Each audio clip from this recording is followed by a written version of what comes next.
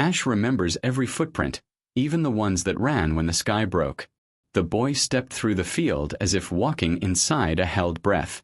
The chimneys stood like blackened fingers against a pale winter morning, and roofs had folded in on themselves, making low caves the wind could talk through. When he moved, cinders lifted and settled again, as though even the ground had learned to keep still. His coat, his father's once, a size too large and long in the sleeves, brushed the char like a broom. He could smell wet smoke, even though the last flames had died weeks ago. Smoke had a way of staying, the way sorrow did, tucked into wool and wood. He paused at the broken fence and touched a splinter that still smelled of sap beneath the burn. Somewhere a crow called, thick-voiced and satisfied, and the sound flapped through the emptiness like a door left swinging. He adjusted the string that cinched his coat at the waist and listened to his stomach speak. Soft protests, nothing urgent yet, just a reminder. Hunger had become a language he was beginning to understand. He kept to the edges of the village, where the stone paths were cracked but visible, and counted them as he went. Counting steadied his legs. 4 stones to the old square. 7 more to the well, which yawned dark and ringed in frost. He leaned over and saw his breath make small ghosts that drifted toward the unseen water. He whispered, "Mama," not as a question, not as a call, more like a way of checking whether the word could still cross his lips without breaking him. It could. It did. The sound fell down the shaft and didn't come back. He had a tin tucked under his coat, dented, with a lid that fit loose. Inside were the smallest things that kept him from drifting off the earth: a nail shaped like a fish, a wooden button polished by long use, a strip of blue ribbon. He could have left them, but then the pockets of his heart would have been empty, and empty pockets made the wind feel stronger. At the square, the church bell lay on its side where the tower had crumpled. Its mouth was full of snow. He pressed his ear to the cold bronze and heard nothing at first. Then, as his own breathing softened, he realized there was a sound, thin, like a string hummed by a finger.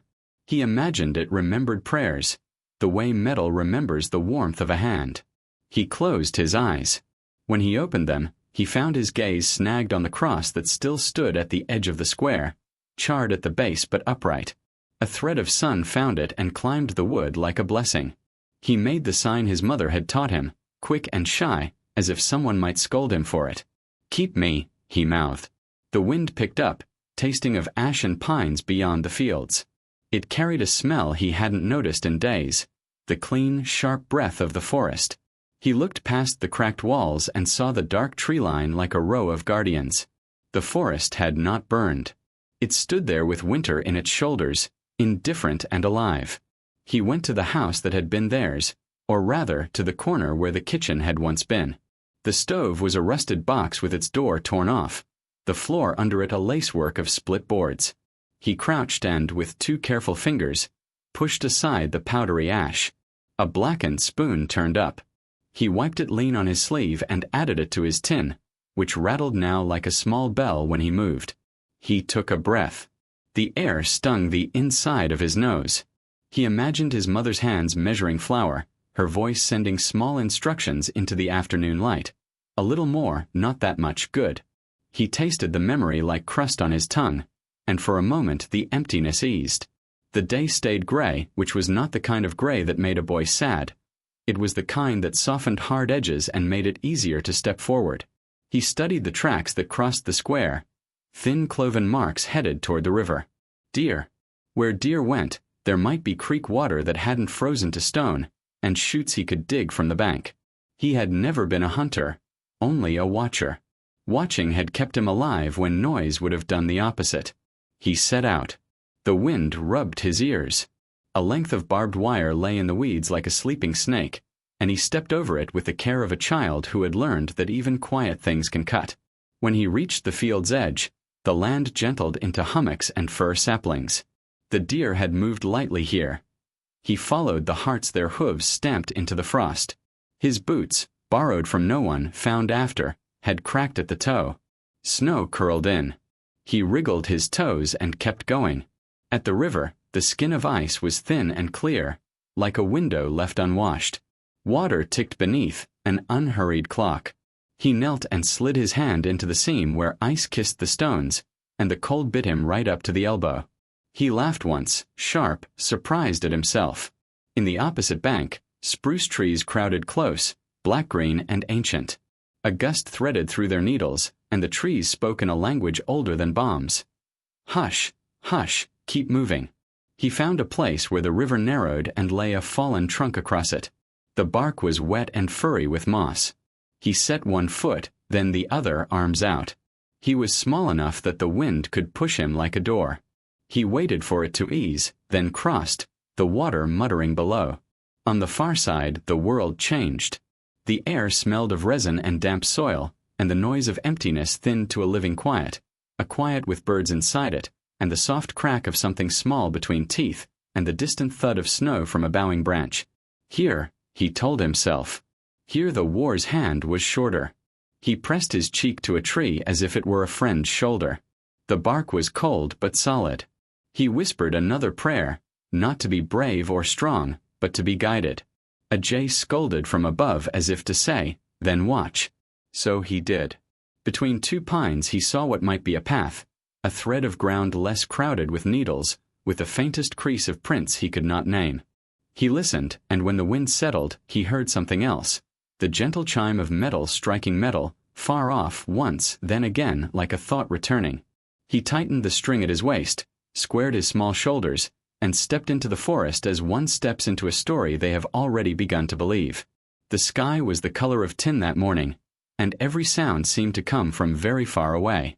The boy had left the field behind him, but he kept glancing back as if the ashes might decide to follow. In the war, he had learned that even silence could turn dangerous. But now, as his boots crunched on the thin frost that covered the old village road, the quiet felt different. Not a warning, but a kind of forgetting. The world itself seemed tired of remembering pain. He reached what used to be the village gate. The wooden posts were still standing, though the arch had fallen. One plank bore a faded word, "Welcome," carved by hands long gone. The boy traced the letters, his fingertip catching on each groove. The wood felt brittle, but the word still meant what it once had. He smiled without realizing it. The wind moved through the empty houses, making them breathe like sleeping giants. Roof tiles clicked, doors sighed open and shut, and somewhere a piece of glass trembled in its frame. The boy imagined the people who had lived here. The woman who once baked bread, the man who sharpened tools, the children who used to chase each other through the alleys. He could almost hear them if he stood still enough. The murmur of morning chores, a laugh, a mother calling from a window. But when he blinked, all that was left was dust and snow. A crow perched on a lamppost tilted its head toward him and croaked twice. He nodded back as though greeting an old friend. "You stayed," he whispered. The crow blinked, unimpressed, and hopped closer. It reminded him of his mother saying, "Even after the world ends, crows will still argue with the wind." He passed a bakery with its front half collapsed. Inside, shelves lay on their sides, crusted with soot. The air smelled faintly of burned wheat, a ghost of warmth. The boy stepped in carefully, his boots stirring a puff of ash. On the counter lay a single loaf, stone-hard and gray. He touched it, then left it where it was. Some things were better left to time. He continued down the narrow street. Snowflakes drifted from the roofs, landing on his hair and melting slowly down his neck. He didn't brush them away. The cold made him feel awake. In the square, the broken church waited. The steeple had fallen, but the door still stood, hanging slightly off its hinges. He pushed it open and stepped inside. The scent of old incense clung to the air, faint but real. The pews were cracked and leaning, yet each still faced the altar as if unwilling to give up hope. On the altar lay a candle that had burned down to its stub. Beside it, a wooden crucifix lay on its side. The boy righted it, brushing off the dust. "You're still here too," he murmured. His voice echoed softly, as though someone far away had repeated his words. He found a corner near the window where a little sunlight fell through a hole in the glass. There, on the floor, he noticed small footprints, not his, not old. The snow had come through the window, and the prints were fresh, leading toward the back of the church. He followed them cautiously, heart thudding. Behind the altar, he discovered a small door half hidden by debris. It creaked open under his hand. A staircase led down into darkness. He hesitated. Then he took out a match from his pocket. One of 3 he had left. He struck it, and its weak flame revealed the narrow cellar below. The stairs led to a small room, once a storage space for wine and candles. Now it held boxes, torn cloth, and a scattering of feathers. A bird had nested here once. He crouched, his flame trembling in the draught, and saw something near the wall, a tin cup half full of melted wax, and beside it a child's shoe. He froze.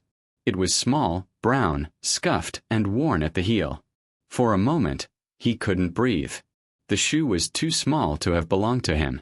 It must have belonged to someone like him, another child who had waited here during the shelling. He touched it gently, as if it might still carry warmth. The flame burned his fingers. He dropped the match.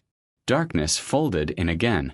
In that darkness, he thought he heard breathing, not his own but soft, rhythmic, coming from the far side of the room. He whispered, "Hello." No answer. Only the wind pushing faintly through the cracks, making the sound of sighs.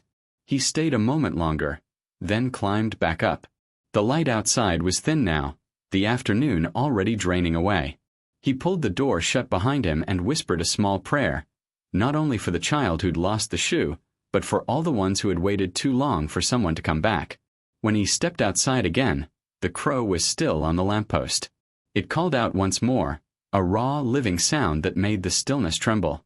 He followed its gaze toward the forest beyond the river, where the trees stood black and waiting. The boy adjusted the strap of his small tin and began to walk toward the edge of the village. The crow lifted its wings and glided after him, its shadow stretching long across the snow. The world behind him was a grave of names.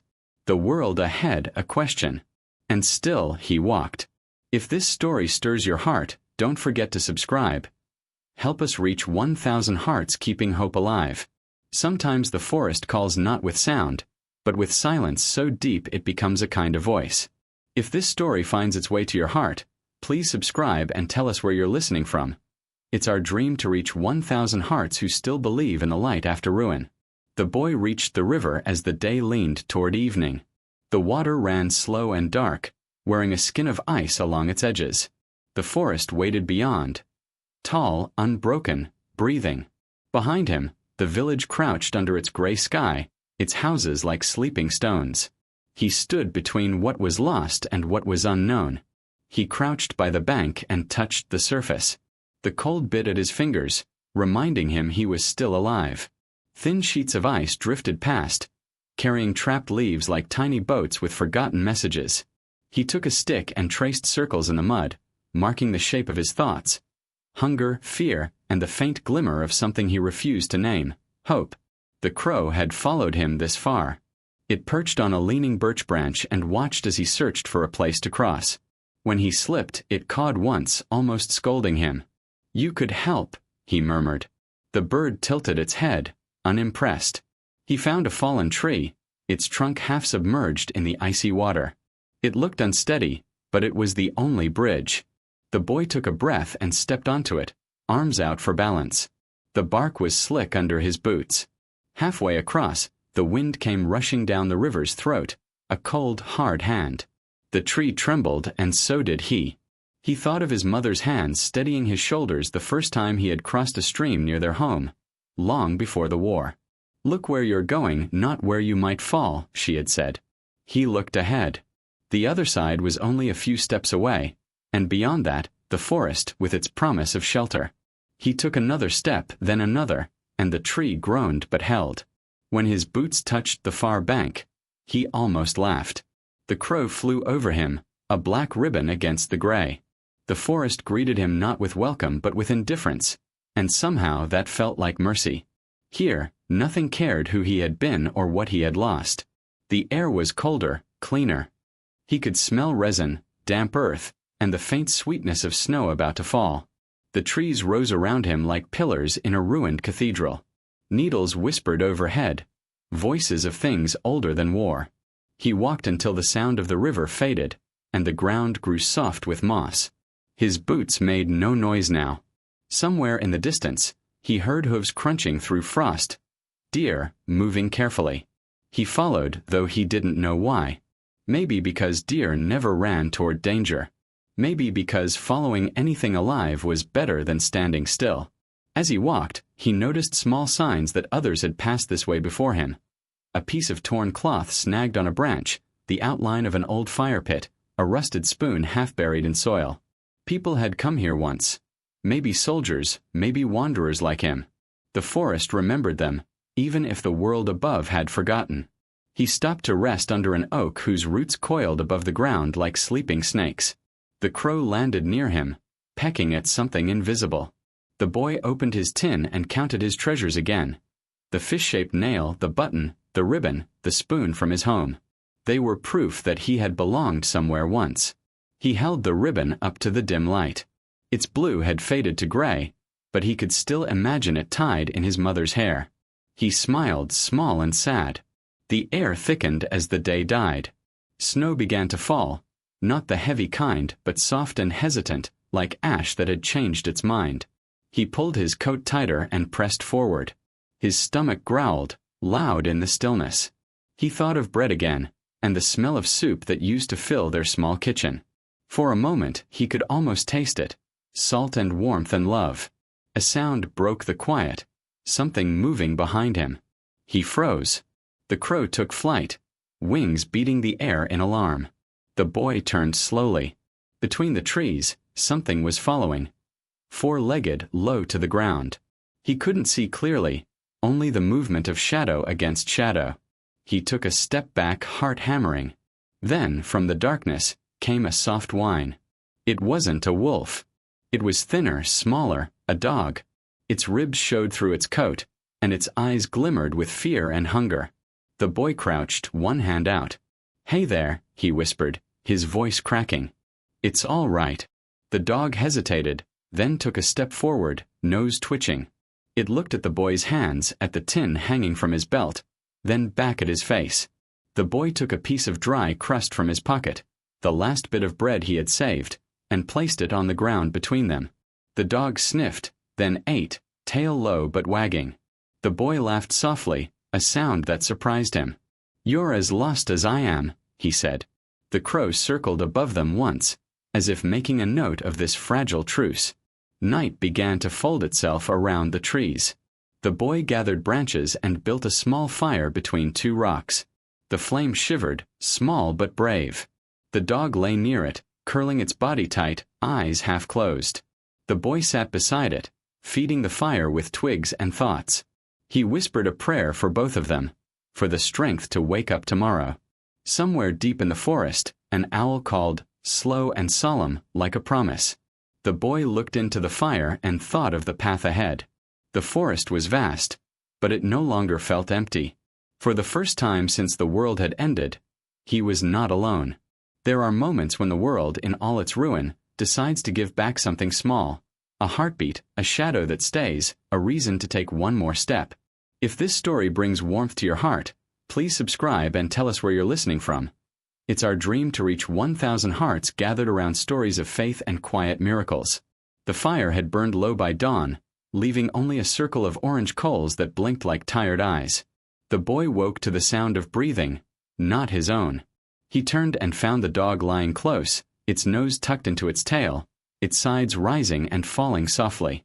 For a moment, he thought it might vanish if he moved too quickly, like a dream frightened back into the dark. He stretched, the cold air biting through his sleeves. The dog lifted its head, ears twitching. Its fur was a dull brown, matted with dirt, and one ear hung torn at the tip. When it saw the boy watching, it wagged its tail once, uncertain, shy. "Morning," the boy said quietly. His voice came out rough, unused to greeting anyone. He reached into his coat pocket and found nothing but crumbs. He scattered them on the ground. The dog sniffed, licked once, and looked up as if to ask, "Is that all?" "That's all," the boy said. "For now." He rose and kicked a few snowflakes over the embers. The forest around them was waking, the groan of trees stretching in the frost, the slow creak of branches under their burden of snow.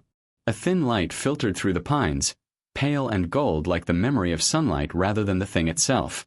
The boy picked up his tin and slung it back around his neck. He started walking. After a few steps, he turned.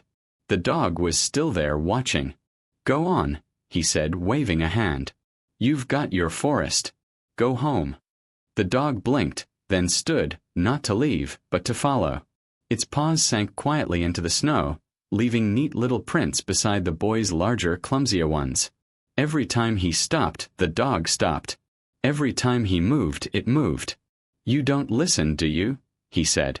The dog sneezed, shook its fur, and trotted ahead as if to lead the way. The boy laughed. Not a full laugh, but enough to surprise him. It sounded foreign in the stillness. "All right then," he said. "You stay until you find something better." They walked for hours. The forest changed as they went, the trees closer together, the air sharper and filled with the scent of pine and damp bark. The boy began to notice things he hadn't seen before: the tiny prints of a rabbit crossing their path, the hum of a stream hidden under a crust of ice, the faint heartbeat of life returning to the wounded land. When the sun reached its highest point, he stopped to rest. The dog sat beside him, nose lifted, sniffing the air. Its ribs still showed, but its eyes no longer looked wild. The boy tore a strip from his coat sleeve and tied it gently around the dog's neck. "So I know you're mine," he said. Then, with a small smile, he added, "Or maybe so you know I'm yours." The dog licked his hand once, a rough, quick motion, then settled down beside him. He named it Ash. It felt right. Ash was what remained after fire. Ash was proof something had burned, but not everything had been lost. As afternoon stretched long, the forest grew darker. The wind picked up, bending the tall trees so they whispered against one another. The boy pulled his coat tighter. His stomach ached with emptiness, but he had learned not to listen to that ache too closely. When they reached a clearing, he saw something that made him stop: a cabin, half hidden by the slope of the land. Its roof sagged, its walls patched with moss, but smoke rose faintly from a crooked chimney. The sight of smoke, real, living smoke, made his chest tighten. Someone was here. He crouched behind a fallen log, motioning for the dog to stay quiet. Ash tilted its head but obeyed, sinking low into the snow. The boy waited, watching the door. No one came out. Only the wind moved. He stepped closer. The snow crunched under his boots, loud in the hush. The cabin smelled of old wood and wet stone, with a trace of something sweet. Perhaps dried apples, perhaps a memory. He knocked. The sound echoed, then died. No answer. He pushed the door gently. It creaked open. Inside, the air was cold but dry. Dust hung like breath in the dim light. A table stood in the center, one leg braced with a brick. A pot sat in the corner hearth, empty. On the wall hung a cross carved from dark wood, the kind his mother used to kiss before sleep. The boy stepped in, his boots leaving prints on the dusty floor. The dog followed, nose to the ground.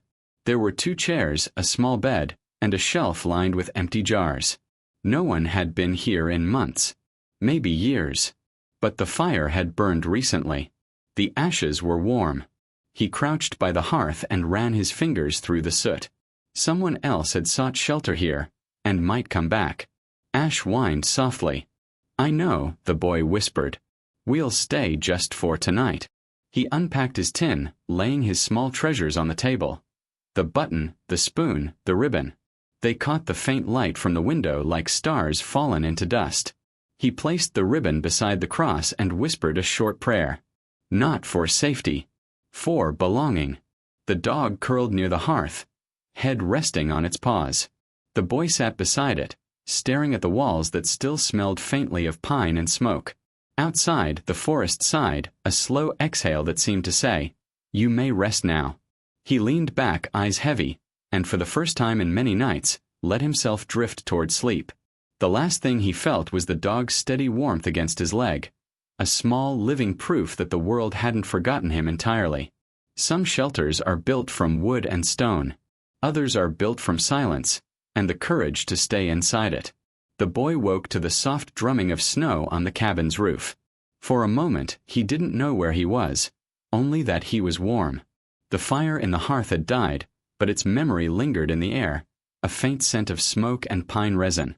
Ash, the dog, slept curled at his feet, paws twitching in some small, safe dream. He sat up slowly. The light filtering through the window was gray and pale, the kind that made everything look older. The boy rubbed his eyes and listened. The forest outside was awake again. Distant cracks of ice, the sigh of wind moving between trees, and once, faintly, a bird's cry, sharp and thin like a promise. He rose and looked around the cabin in daylight for the first time. It was smaller than he'd thought in the dark. The walls were built of uneven logs, the floor of worn planks that creaked when he moved. On one side, a wooden chest rested beneath the window, its hinges eaten by rust. On the other, a shelf held a few forgotten things: a cracked cup, a candle stub, a book whose cover had turned soft from dampness. He opened the book carefully. The pages were brittle, filled with handwriting. Names, dates, short notes written in a hurried looping script. The ink had faded, but he could still read some words. Snow came early. God forgive me, keep the fire small. He closed it and placed it back. It felt wrong to disturb the ghosts that had written there. Ash lifted his head and yawned. "We'll find something to eat," the boy said, though he wasn't sure where. He put on his coat, wrapped his scarf tighter, and opened the door. The cold came in like a tide. Outside, the world had turned white. Snow lay deep across the clearing, hiding the path they'd taken. The trees stood still, their branches heavy and glistening. The air was thick with the quiet that follows a storm. He stepped outside, boots sinking ankle deep. His breath came out in clouds.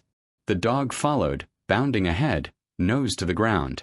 They searched for anything the forest might give, a few berries still clinging to a frozen bush, the trace of a rabbit's burrow. There wasn't much, but they found a patch of bark thick with lichen, and the boy scraped some into his pocket. It wasn't food, not really, but it was something to chew. They followed a line of trees down toward a small stream. The water ran beneath a thin lid of ice, whispering softly as it moved. He broke the surface with a stick and cupped his hands to drink.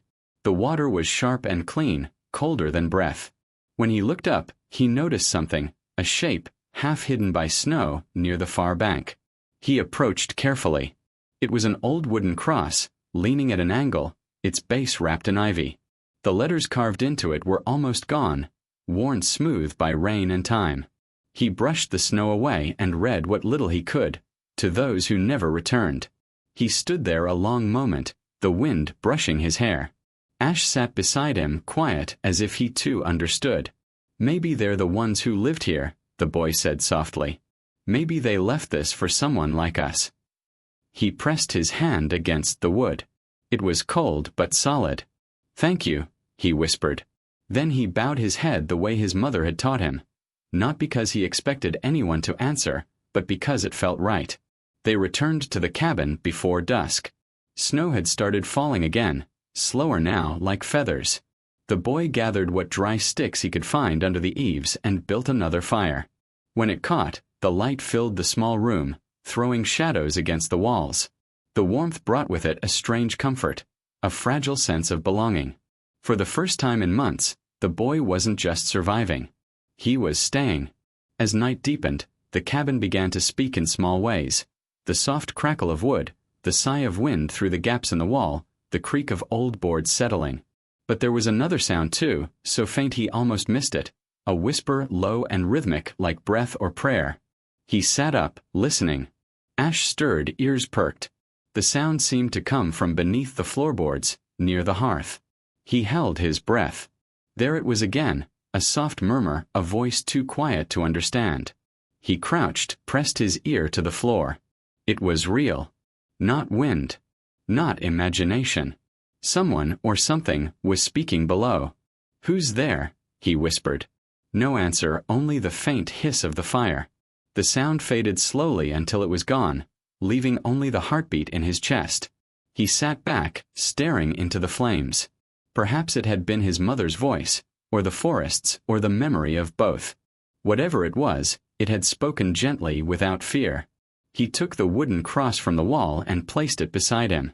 The metal hinge on the old chest glinted in the firelight. The boy glanced at it once, then again. The rust shimmered like dried blood. Something about it felt waiting. "Tomorrow," he said softly to no one in particular. I'll see what's inside. Ash sighed and rested his head on the boy's knee. Outside, the forest whispered through the snow. Not warning, not threatening, just reminding them both that the world was still turning. The boy closed his eyes. The whisper under the floor came again, faint as a dream, and this time it sounded like words. Do not be afraid. Sometimes memory is not something you carry. It's something that carries you through the night. If this story touches your heart, please subscribe and tell us where you're listening from. It's our dream to reach 1,000 hearts who listen and believe in the quiet miracles still left in this world. That night, the snow fell heavier. It pressed against the cabin like a slow, patient tide, muting every sound until even the crackle of fire seemed distant. The boy sat by the hearth, knees pulled to his chest, watching the flames climb and sink in their endless dance. Ash slept beside him, twitching in the firelight, paws chasing something through a dream. The warmth blurred the line between waking and sleep. His eyes grew heavy, the room softer at the edges. He leaned his head against the wall, feeling its cool breath, and drifted. When the dream came, it was quiet. Not the kind of dream that shouts, but one that arrives like fog. He was standing in the same cabin, only it was whole again. The walls were bright, the wood warm and golden, and the air smelled of soup and wild thyme. Light poured through the window, the kind that hums softly when it touches skin. And there, by the stove, stood his mother. Her back was turned as she stirred something in a pot. Her hair, once the color of wheat before harvest, was tied with the same faded blue ribbon he kept in his tin. She hummed a song, slow, rising and falling, a lullaby he hadn't heard since the night before the world fell apart. The boy tried to speak, but his throat closed. He took a step forward. She turned. Her face was the same, though softer, as if made of light. Her eyes, he remembered them most, still carried that same quiet joy that had survived every hunger, every winter. She smiled. "You've come far," she said. Her voice was gentle, the way snow is gentle when it covers what's broken. He nodded, tears burning his eyes. "I didn't know where else to go. You found the right place." She reached for something on the table, a small wooden cross, smooth with age. "Do you remember this?" He nodded again. "It hung over our bed." "It still does," she said. "Nothing holy ever burns." She stepped closer, her outline flickering like candlelight. "You must keep walking, my little one. There are things the forest wants to show you. A box buried in its heart, not of gold but of remembrance. When you find it, don't be afraid." "A box," he whispered. She placed her hand over his heart. Her touch was warm, impossibly warm. "Yes. Inside it is what was never lost." He wanted to ask what she meant, but the cabin trembled. The window darkened, and the light began to fade. His mother's shape blurred, then thinned, her voice the last thing to remain. "Remember," she said, "the smallest things are the ones that save us." Then the dream broke open, the sound of wood cracking, the sting of cold on his cheek. He woke to darkness. The fire had gone out.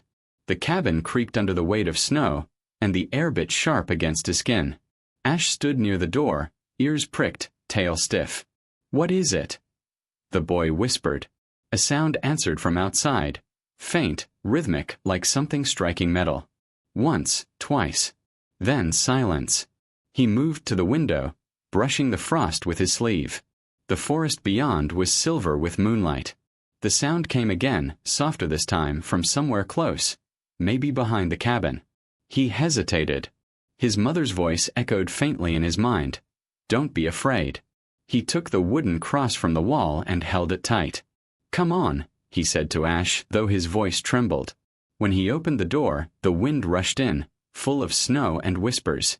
The forest glowed faintly, every branch edged with frost, every shadow alive with light. He stepped into it barefoot, not feeling the cold, only the pull of something unseen. Behind the cabin, near the great oak, the snow was disturbed, a hollow in the earth where the white was darker. The dog sniffed and whined. The boy knelt, brushing the snow aside. Beneath it, something hard met his fingers. Iron, rough and cold. He dug faster, heart pounding, until his hands uncovered the outline of a small rusted box. The same sound he'd heard, that dull, steady ringing, had been its lid moving in the wind. He froze, staring at it. The dream returned in full. His mother's face, her words.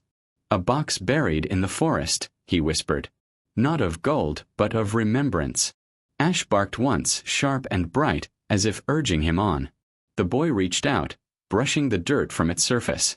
The box was heavy, scarred with time. Its lock was gone. He lifted it gently, holding it close to his chest, snow melting on its lid. Not yet, he thought. Not tonight. He turned back toward the cabin, the box pressed against his heart like a heartbeat he had borrowed. Inside, he set it beside the fire pit and covered it with his coat. His hands still shook. The dog curled around it as though guarding something sacred. He whispered a prayer, not for answers, but for courage to face whatever waited inside. And when he closed his eyes again, his mother's song returned, faint but sure, threading through the wind outside. Musical note, "Sleep, my child, the dawn will find you. Even ashes remember light." Musical note, there are moments when the earth gives something back, not to repay what was lost, but to remind you that loss is not the end. If this story finds its way into your heart, please subscribe and tell us where you're listening from. It's our dream to reach 1,000 hearts gathered around these stories of hope and faith. Morning came gray and slow, as if the sun itself was hesitant to rise. The boy stirred beneath his coat, the dog still curled at his feet, and for a moment, he wondered if the night before had been a dream. But then he saw it, the box resting by the cold hearth, a faint line of frost across its lid. The rusty metal caught what little light came through the window. It looked ordinary, almost harmless, but something about it made the room feel different. Heavier, as if the air itself held its breath. The boy knelt beside it. His fingers hovered over the lid, then stopped. He could still hear his mother's voice from the dream. "Don't be afraid." "I'm not," he whispered, though his heart said otherwise. Ash watched from the corner, ears perked, eyes fixed on the box. The boy smiled faintly. "All right," he said. "We'll open it together." He slipped his fingers under the lid and lifted. The hinge groaned, stiff with rust. The smell that rose was of damp earth and time, not unpleasant, just old. Inside, wrapped in a piece of torn cloth, lay 3 things. The first was a small wooden cross, the same kind his mother had once hung above their bed. Its edges were worn smooth, as if touched by many hands. The second was a folded letter, yellowed and brittle. The third, a photograph, its corners curled, showing a family standing before a church. A man, a woman, and a little boy, no older than 5.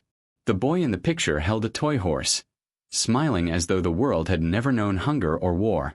The refugee child's breath caught in his throat. The boy in the photograph had his eyes. He touched the image gently, tracing the woman's face.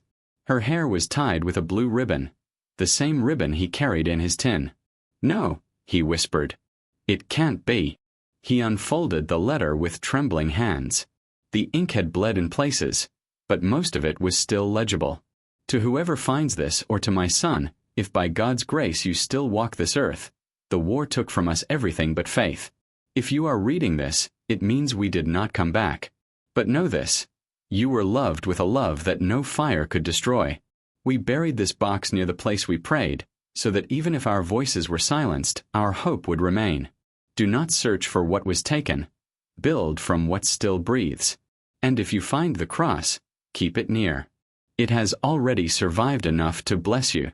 "Mother," the boy read the words twice, then a third time, though the letters blurred behind his tears. He pressed the paper to his lips. It smelled faintly of ash and rain. Ash the dog whined softly and nudged his knee. The boy laughed weakly, wiping his face with his sleeve. "She was right," he said. "I was still walking." He lifted the wooden cross and held it near the window. The morning light touched it, and for a heartbeat it seemed to glow, faint but real. He placed it gently on the wall above the hearth, where the old one had been. Then he sat down and looked again at the photograph. The edges trembled in his hands. "This was before," he murmured. "Before everything burned." He imagined the woman in the picture, his mother, burying this box in the forest, perhaps praying that one day her child might find it. Maybe she had known somehow that he would. He reached for his tin, the one that carried his small treasures. Carefully, he added the photograph inside, alongside the fish-shaped nail and the spoon from their home. Then he looked at the empty space where the ribbon had been, and smiled. "You've come home," he whispered. That afternoon, he went to the place where he had found the box, the hollow beneath the oak. Snow had melted slightly, revealing the soft brown earth. He dug a small hole beside it and placed the box back inside. "Some things," he said aloud, "are meant to be found, not kept." Ash watched him, tail flicking in the snow. The boy patted his head. "We'll carry the rest." When he finished covering the box, the wind stirred, slow and gentle. It wound through the branches like a sigh of relief. For a moment, he thought he heard singing, faint and distant, the same lullaby from his dream. He closed his eyes. The sound was real enough to make him smile. When night came, he built a small fire outside the cabin. The flames rose, reflecting in his eyes, and the snow around him shimmered gold. He whispered a prayer of thanks, not for food, not for safety, but for the strange mercy of being found. He looked up at the sky, where stars glowed through drifting clouds. Each one felt like a candle in some vast cathedral of night. He wasn't sure if his mother could see him, but he spoke anyway. "I found it. I found what you left for me. And I'll keep walking." The wind answered, gentle and warm against his face. Ash barked once, chasing a spark that leapt from the fire. The boy laughed, a sound soft but alive. And somewhere deep in the forest, unseen, the whispering trees seemed to echo the same small truth. Nothing holy ever burns. Some boxes are made of metal. Others are made of memory. And once opened, they can never be closed again. If this story speaks softly to your soul, please subscribe and tell us where you're listening from. It's our dream to reach 1,000 hearts gathered around these stories of hope, faith, and the quiet courage of a child who still believes. The fire had burned low again by the time the boy woke. Ash was gone from his side, though a small trail of paw prints led out through the open door into the snow. He sat up quickly, heart tight, and called out, "Ash." Only the forest answered, a long sigh through the pines, patient and ancient. He pulled on his coat, grabbed the wooden cross from above the hearth, and stepped outside. The dawn was pale, a thin ribbon of light threading through the trees. The snow glowed faintly blue, unbroken except for the tracks that wound away toward the river. He followed them. The forest was quiet, but not dead. Somewhere far off, water whispered under the ice, and once, the wings of a crow brushed the air above him. The same crow, perhaps, that had followed him since the beginning. He felt less alone because of it. The prince led him back to the oak, the place where he had reburied the rusty box the day before. There, beside the mound of fresh snow, Ash was waiting, sitting perfectly still. In front of the dog lay something half buried, half exposed, the box again. The boy stopped, stunned. "Ash, what did you do?" The dog wagged its tail once, then stepped aside as if to say, "Look again." He knelt. The wind brushed his hair back, and for a moment, he thought he heard his mother's voice again, faint but unmistakable. "You haven't seen it all yet." He reached into the snow and lifted the box once more. This time, when he opened it, he noticed something he hadn't before, a false bottom, a thin piece of metal that shifted slightly under his fingers. His breath caught. Carefully, he pried it loose. Beneath it was a second compartment, hidden all this time. Inside were two small objects wrapped in cloth. The first was a rosary, its beads worn smooth, the metal cross at the end slightly bent but intact. When he touched it, a warmth spread through his fingers, not from heat but from memory. He could almost hear his mother's voice praying in the dark, whispering words she had taught him as a child. "Light in the darkness, guide us home." The second object was stranger, a key. Old iron, heavy. Its bow was shaped like a heart, its teeth rusted but sharp. A key, but to what? He turned it in his hand, watching how it caught the morning light. The answer didn't come, but the feeling did, a tug somewhere deep in his chest.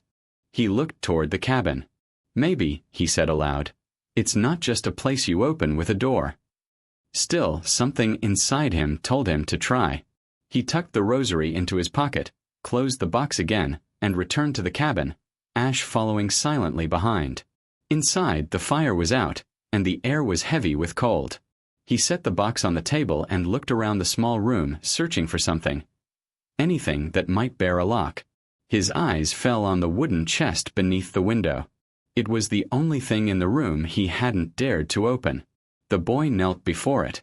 The lock was old iron and stiff with rust. He took the key from his pocket and pressed it in. It resisted at first, then turned, slow and sure. The sound of metal giving way filled the room, echoing like a sigh released after years of holding.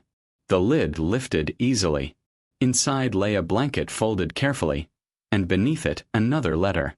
The paper was newer than the one from the box. The ink darker, less faded. He unfolded it. To the one who finds this, the forest is not a place of endings. It is where the lost are led back to grace. If you found the box, you have already found the truth. Love cannot be buried. But if you found this, it means you stayed long enough to understand. Under the floor, beneath the stone near the hearth, is a gift for the weary. Something left for the traveler who still listens to God in the wind. The boy set the letter down. His hands shook, not from cold but from the weight of something unseen, the feeling that all of this had been waiting for him. He went to the hearth. The stone near its base was cracked, with a faint outline of something once moved. He gripped it with both hands and pulled. It shifted, slow and heavy. Beneath it was a small wooden box, dry, untouched by time. He opened it, and inside was a loaf of bread wrapped in cloth, a tin of matches, and a folded scrap of paper. He opened the paper. In simple handwriting, it read, "For the next child who is hungry." He stared at it for a long time. His throat tightened. He took the bread, unwrapped it slowly, and broke it in half. He gave the first piece to Ash, who wagged his tail and ate with quiet joy. The boy held the second piece in both hands, closed his eyes, and whispered a prayer of thanks. When he took the first bite, he felt warmth spread through him, not just in his body, but in his soul. The taste was plain, but it carried something beyond flavor, something that spoke of hands that had given, of faith that had refused to die. He leaned back against the hearth, the rosary in his pocket, the letter beside him, and the forest whispering beyond the walls. "I understand now," he said softly. "It wasn't the box that mattered. It was what it led me to." Ash rested his head on the boy's knee. The fire caught again, its light blooming without being fed. And for the first time in a long time, the boy did not feel like a stranger in the world. He felt found. Sometimes, when hope has finally made its home in silence, destiny knocks softly at the door, not as thunder, but as footsteps in the fog. If this story touches your heart, please subscribe and tell us where you're listening from. It's our dream to reach 1,000 hearts gathered around stories of faith, courage, and the quiet redemption that follows sorrow. The mist came with the morning, thick and low, rolling through the trees like slow breath. The boy stepped outside the cabin and watched it weave between the pines. The air smelled of damp earth and smoke. Ash stood beside him, nose twitching, tail still. Even the birds had gone quiet. He had grown used to the silence of the forest, the stillness that spoke in whispers and sighs. But this was different. This silence felt watchful, like the pause before a word is spoken. He tightened his coat and stepped out into the clearing. The fog wrapped around him, soft but heavy. His footprints disappeared as soon as he made them. He could hear the faint drip of melting snow, the slow creak of branches shifting under unseen weight. Then, through the white veil ahead, came a flicker of light, faint, swaying, golden. A lantern. He stopped. For a heartbeat, the world held still. The light moved closer, steady and slow. Then he saw him, an old man, his back slightly bent, his beard silver and untrimmed, his coat patched and heavy with years. In one hand he carried the lantern. In the other, a cane carved from dark wood. His eyes, when they met the boy's, were not the eyes of a stranger. They were weary, kind, and knowing. "Cold morning," the old man said, his voice low and rough as though unused to speech. "You've made a home in the forest." The boy didn't move. He clutched the wooden cross at his neck. "Who are you?" The old man smiled faintly. "A wanderer like you. The forest remembers my steps." He looked past the boy toward the cabin. That place, I helped build it long ago. You built it. He nodded. With a woman and her husband. Good people. They left before the war reached this far. I came back years later. The cabin was empty. But the earth was not. The boy's pulse quickened. You mean the box? The old man's eyes softened. So you found it. The mist thickened between them, swirling like smoke from unseen fires. The boy felt the air grow warmer, though the cold still clung to his breath. She left it for her son, the old man said. Said she couldn't carry the weight of the world with her. Only her faith. She buried that faith in a box, hoping the forest would keep it safe. The boy's throat ached. She was my mother. The old man lowered his head. Then I have walked a long way to find you. He stepped closer. His boots made no sound in the snow. The lantern's light brushed the boy's face, and the man's eyes widened slightly. You have her eyes, he murmured. Same fire. Same sorrow. He set the lantern down and took something from his coat pocket, a small silver medallion, tarnished and thin. She asked me to give this to you if ever you found the place. The boy reached out. The medallion was cold in his hand, but when his thumb brushed the engraving, he felt a warmth bloom through it. On one side was a cross, on the other, a single word etched deep, return. The boy looked up. She knew I would come? She believed you would, the old man said. Faith is not knowing, it's walking anyway. Ash barked once, breaking the quiet. The old man turned his gaze to the dog and smiled. Ah, and she sent you a companion too, I see. The boy knelt, pressing the medallion to his heart. I found the cross, the letter, the picture. Everything she left. The man nodded. And yet you still stayed. That means you're listening. Listening to what? To the part of the forest that isn't made of trees. The boy frowned, unsure. The man stepped closer and placed a hand on his shoulder. There are things buried here that no shovel can uncover. Forgiveness, peace, beginnings. You've already found one. The rest will find you. The boy wanted to speak, to ask who the man truly was, but the mist thickened again, curling around them like slow smoke. The light of the lantern dimmed. Wait. The boy called. Where will you go? The man's outline began to fade, swallowed by the fog.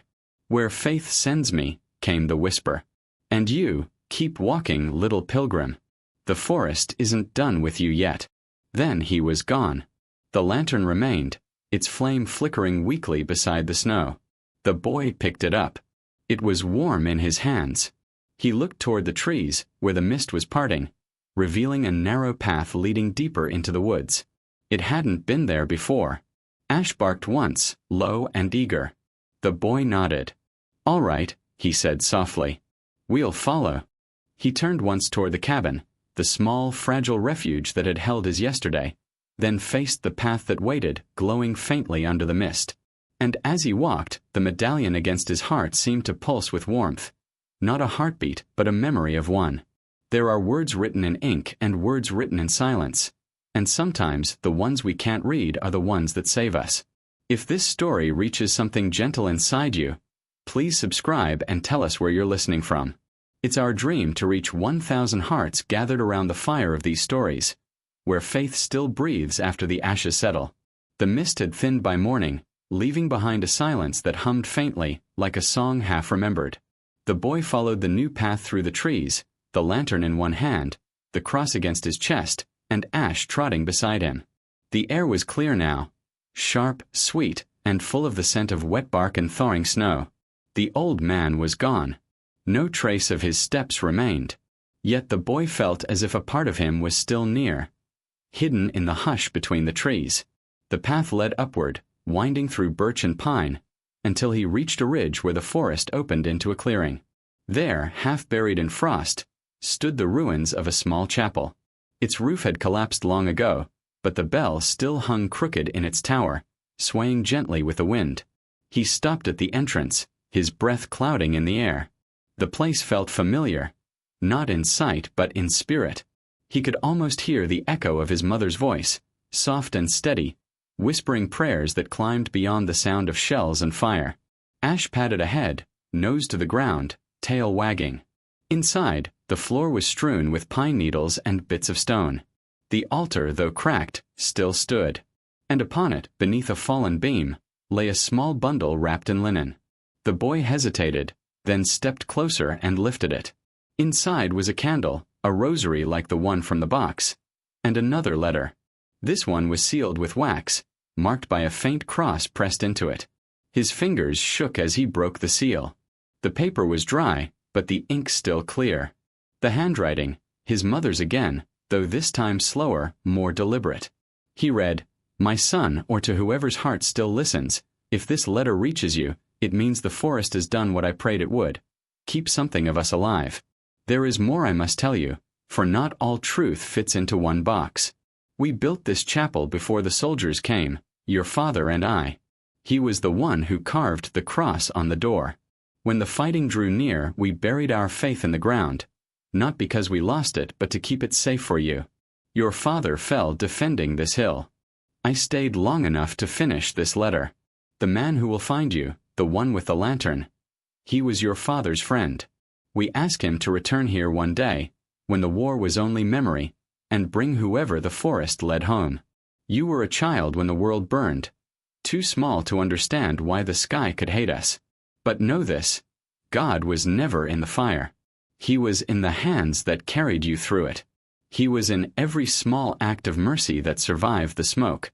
If you carry that with you, then you have carried everything we hoped you would." Your mother, the boy read until the words blurred, until the ink seemed to swim on the page. He pressed the letter to his heart, as if to keep it from vanishing. Ash rested his head on the boy's knee, eyes soft, patient. She knew, the boy whispered. She knew everything. He looked up at the chapel walls. Through the cracks in the roof, sunlight streamed, thin, gold, and trembling like the first breath of dawn. It fell upon the altar, upon the cross, upon his hands. He took the candle, placed it before the letter, and struck a match. The flame caught slowly, curling smoke upward in a spiral that drifted toward the broken ceiling and beyond. For a moment, he thought he saw movement in the light, a shadow, a hand, a smile. He knelt, closing his eyes. "I forgive you," he whispered, "and I'll forgive the world too." The flame steadied. When he opened his eyes again, the mist that had filled the clearing was gone. The sky above was clear, the bluest it had been since he could remember. The wind moved softly through the trees, and he heard it, that same voice from his dream, no longer distant but close, as though the forest itself was speaking. Love cannot be buried. He smiled through tears.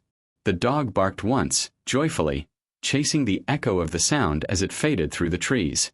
He folded the letter carefully and tucked it into his coat pocket beside the medallion. He would not leave it behind. When he turned to go, the sun broke fully over the treetops. It touched the snow until it glowed like glass. The boy raised his hand against the light and whispered, "Thank you." The forest answered, not with words, but with warmth, as if the breath of every prayer ever spoken there had returned all at once. He began walking down the hill, each step lighter than the one before. The path back to the cabin was bright, and the snow melted under his boots. He no longer needed to ask where he was going. For the first time he knew. Some promises are carved in wood, others in time, and the ones made in love never melt, not even under the heaviest snow.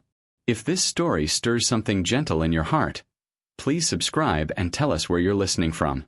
It's our dream to reach 1,000 hearts gathered around stories of faith, redemption, and quiet miracles whispered through the wind. By the time the boy returned to the cabin, the light was already turning gold. The snow glimmered like glass dust, soft beneath the soles of his cracked boots. The forest no longer felt heavy or watchful. It felt awake. Every tree seemed to breathe, every branch bent slightly toward him, as if bowing in silent recognition. Ash trotted ahead, pausing now and then to look back, tail wagging, his paws leaving small, perfect prints. The boy followed, one hand clutching the letter against his chest, the other holding the lantern, though he didn't need it anymore. The sun was enough. When he reached the clearing, he stopped. The oak tree stood there, tall, scarred, ancient. Beneath it, The snow had melted slightly where he had buried the rusty box. He stood for a long while, watching the way the light struck the branches. Somewhere, a stream murmured, and from above came the distant cry of a bird returning north. Spring was coming, slow but sure. The boy knelt and brushed the snow from the ground. He didn't dig this time. He simply placed the wooden cross from the cabin beside the mound, pressing it gently into the earth until it stood upright. For a moment, he said nothing. Then, in the smallest voice, he began to pray. Not the kind of prayer that asked for anything, but the kind that simply said thank you. Thank you for the bread. Thank you for the fire. Thank you for her voice. Thank you for the finding. He bowed his head. The forest listened. Ash sat beside him, pressing close for warmth. The boy smiled. You stayed, he said softly. When everything else left, you stayed. He looked at the cross. Snowflakes drifted down, one landing on the wood and melting instantly. It shimmered like something alive. He took the medallion from around his neck, the one the old man had given him, and hung it on the cross. The word return caught the light, the letters glowing faintly in the dusk. There, he whispered. You can rest now. He didn't mean his mother. He didn't mean the box. He meant the forest. He meant himself. The wind rose gently, swirling the snow around them, soft as breath. It moved through the branches, through the clearing, through his hair, and for a moment he could swear it formed words. Well done, my child. He blinked, and the air shimmered. Standing at the edge of the trees, where light and mist met, was the old man, or perhaps the memory of him. His lantern glowed, though the sun was still in the sky. He raised a hand in greeting, then turned and walked into the light until he was gone. The boy didn't chase. Some things are not meant to be followed. They are meant to be trusted. He turned back toward the cabin. The smoke from its chimney curled slowly upward, pale and thin, carrying with it the scent of pine and warmth. He and Ash walked together to the door. The sky above was painted in long strokes of orange and blue, and the first star blinked faintly in the east. Inside, he built one last fire before nightfall. The cabin glowed again, not with fear this time, but with peace. He placed his tin of treasures on the table, the spoon, the nail, the ribbon, and now the photograph of the family he had once belonged to. He lit the candle from the chapel and set it beside them. The light reflected in his eyes, steady and sure. He whispered, You were right, Mama. Even ashes remember light. Ash lifted his head, tail thumping once against the floorboards. Outside, snow began to fall again, slow and silent, each flake a prayer returning home. The boy walked to the window. The cross he had planted stood firm in the night, snow gathering gently around its base. The medallion caught the moonlight and shimmered like a small star nailed to the earth. And there, in that quiet, something inside him settled. Not in sadness, but in peace. He realized he wasn't surviving anymore. He was living. He turned back to the fire, knelt beside Ash, and rested his head against the dog's side.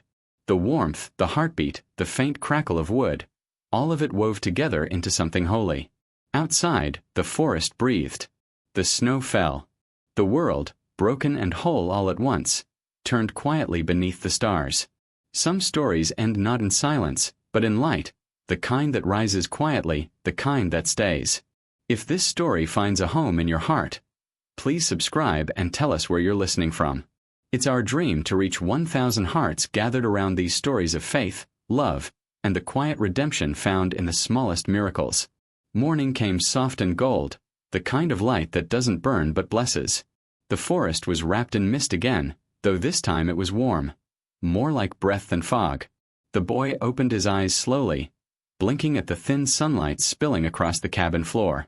Ash was still asleep beside him, snoring softly. The fire had burned to embers, glowing faintly like a handful of stars trapped in a nest of ash. The boy sat up, rubbing the sleep from his eyes, and felt something shift inside him. Not pain, not hunger, but peace. For the first time since the war, he didn't feel afraid to begin a new day. He stood and opened the door. The air outside was gentle, cool, but full of promise. Snow still covered the ground, but it was thinner now, shot through with streaks of green. Small buds had begun to peek through the frost, brave and foolish in equal measure. He smiled.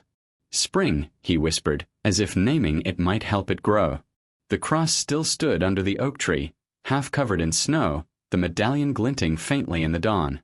The boy walked toward it, his boots crunching softly over the frost. Ash followed, stretching and yawning, his fur catching the light like threads of gold. When they reached the cross, the boy knelt again. The ground was damp, but warm beneath his palms. He brushed away the snow around the base and found the first green blades of grass pushing through. Tender, alive, defiant. He smiled and closed his eyes. "You kept your promise, Mama," he whispered. A light breeze stirred the branches above, and for a moment he thought he heard her voice again, faint, like the memory of a song. "I told you, even ashes remember light." He looked up and something caught his eye, a shimmer of brightness near the cross. The rusty box, half buried where he'd left it, was glowing softly in the morning sun. Not with fire, but with reflection, the kind of gold that comes only from warmth. He reached out and brushed the snow from its lid. The rust, once dull and brown, now shimmered like bronze. Inside, he knew there was nothing left to find, and yet it felt full, as if everything he'd lost had somehow returned in another form.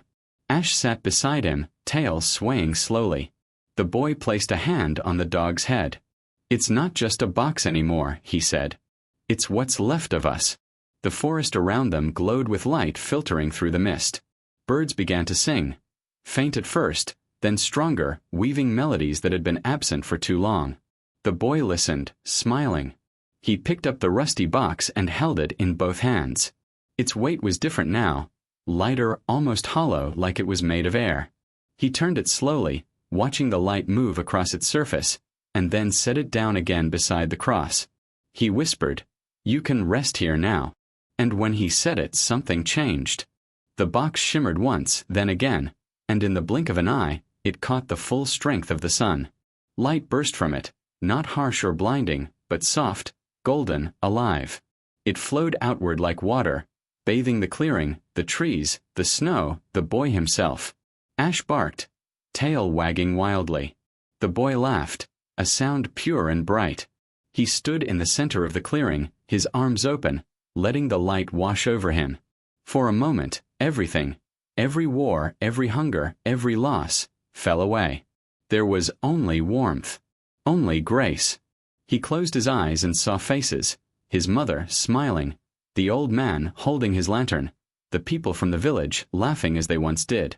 None of them spoke, but he understood. The box had never been meant to keep something hidden. It had been meant to release it. Love, once buried, had finally found its way back into the light. When the glow faded, the forest was quiet again, but not empty. The air was alive, full of invisible things growing, breathing, beginning. The boy knelt once more and pressed his palm to the earth. "Thank you," he whispered, "for keeping her. For keeping me." Ash nuzzled his side, and he laughed softly. "Come on," he said. "We've got places to go." He turned toward the trees, the path ahead bright with new light. Behind him, the rusty box still shimmered faintly under the cross, like a small sun that refused to die. The boy took one last look, then walked into the forest, his shadow long and clear behind him. The dog followed close, their footprints side by side in the softening snow. And as the morning stretched across the land, the forest seemed to sing, not in words, but in the language of wind, leaves, and living things. A hymn older than sorrow, carrying one final truth. Nothing lost is ever truly gone. If this story touched your heart, please subscribe. Help us reach 1,000 hearts gathered around these stories of faith and light, so the world remembers. Even after the darkest wars, love still rises from the ashes.